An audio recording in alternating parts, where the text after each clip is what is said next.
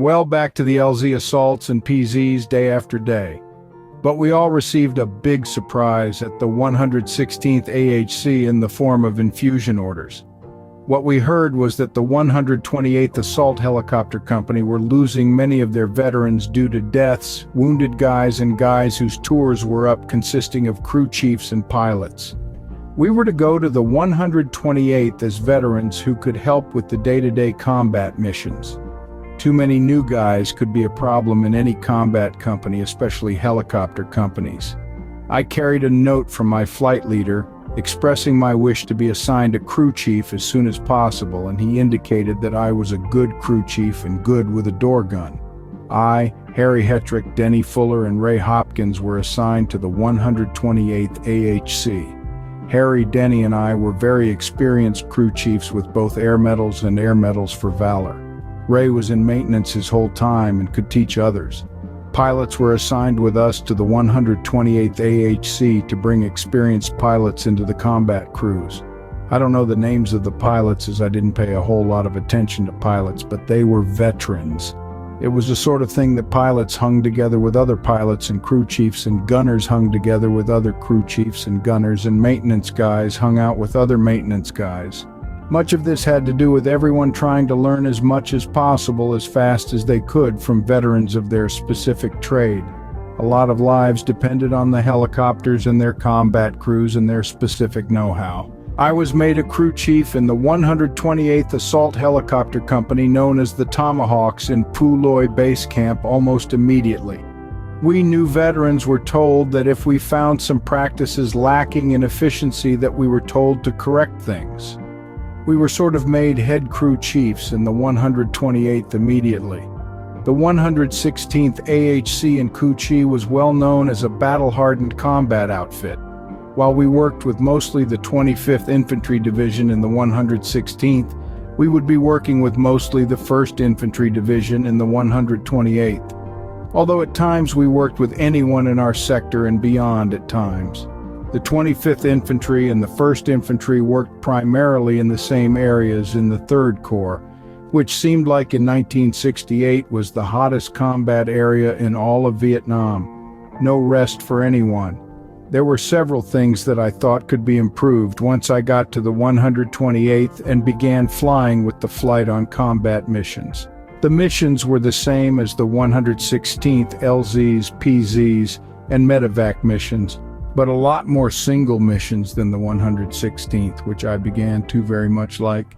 Anyway, in the 116th, when we had a first insertion into an LZ with no friendly troops or villagers around, we went into the LZ hosing down the landing zone from both sides with machine gun fire from about 100 feet up, then landing and then about another 100 feet up taking off. If anyone was trying to get an open and clear shot at the infantry or our helicopters at that time, they would most likely become full of bullet holes. We sprayed the heck out of everything in our sight like a garden hose, but it was 20 machine guns firing 10 rounds a second each. I saw small trees sawed down and trees and bushes torn apart by our bullets. It was a very thorough suppression of any enemy idea to take good aim at us.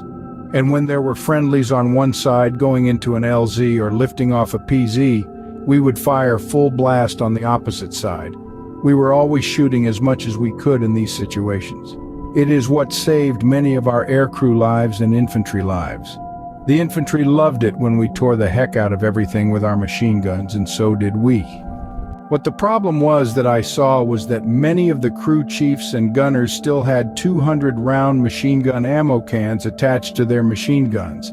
That gave a gunner 20 seconds of ammo firing full blast before they had to change ammo cans. In many LZs, this just was not enough time to put down enough fire. One could be caught in the middle of a very hot LZ switching ammo cans. And believe me, I saw on a later occasion 5 NVA charging me when they shot the ammo belt right out of my machine gun while I was firing it on the ground from the helicopter in a hot LZ. They saw my gun stop firing, and that was all they needed to charge my helicopter with 4 AK-47s firing and a satchel charge. Luckily, I figured what was wrong and quickly got my machine gun firing again. They went down like sacks of potatoes. Whether I hit them or someone else did, I don't know. There were hundreds of bullets flying both ways at that time. How they missed me with the AK-47S was my wonder. Although I had about 12 bullet holes all around me, which included them shooting off my back sights to the machine gun while I was reloading it. Anyway, I saw many times where helicopter machine gunners hit NVAVC trying to get a shot at them or an infantry fellow. Trying to load another ammo can into the machine gun in a hot LZ could be just enough time for an enemy to jump up and put an RPG round into the helicopter to blow it to smithereens and kill everyone on board. Always avoid a foreseeable catastrophe. Always. In combat, when things get bad, there are no reruns. That's it. Both Harry Hetrick and I, as the veteran replacements, were agreed on all crew chiefs and gunners were to have minigun ammo cans strapped onto their gun posts as their machine gun ammo boxes. We were very demanding on this point. We felt lives were being wasted unnecessarily by having the small ammo cans. Minigun ammo cans, when fresh, held 1,500 rounds of 7.62 machine gun ammo, but we usually carried about 800 rounds in them so that they would feed effectively in our helicopter set-up gun posts. A little retraining of gunners firing the new setup was required, but that was no problem. The biggest problem was the company commander not letting us shoot up a first lift LZ when no friendlies were around. He said it was a waste of ammo. What a fool. It seemed in Vietnam that the higher the rank of an officer, the bigger the fool. Don't shoot at the enemy who is sitting there waiting to kill everyone who flies into the LZ. Saving ammo, I am sure, killed a lot of our guys. We eventually persuaded the pilots to talk to the company commander about shooting up the LZs properly. It worked to an extent, but not enough. After all, the company commander didn't land in LZs. Another thing I and Harry wanted the crew chiefs to do was to clean the turbine engines at least every other day so as to have proper power for getting out of trouble quickly or to carry more wounded or troops out of tight landing areas. A strong turbine engine saved my life and others on my helicopter at least twice in the past. Experience is the teacher.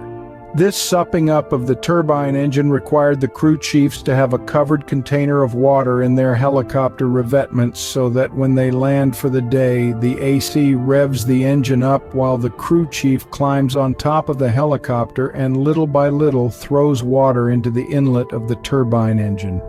The rotor blades are circulating just above the crew chief's head. A not very comfortable feeling, but well worth the effort. I managed to have the smartest ACs in the company to fly my ship, so I was lucky in this respect. They wanted a strong engine. They were Chief Warrant Officer 2 John Todd and Captain Bob Schwartz. Great guys, and not drinkers.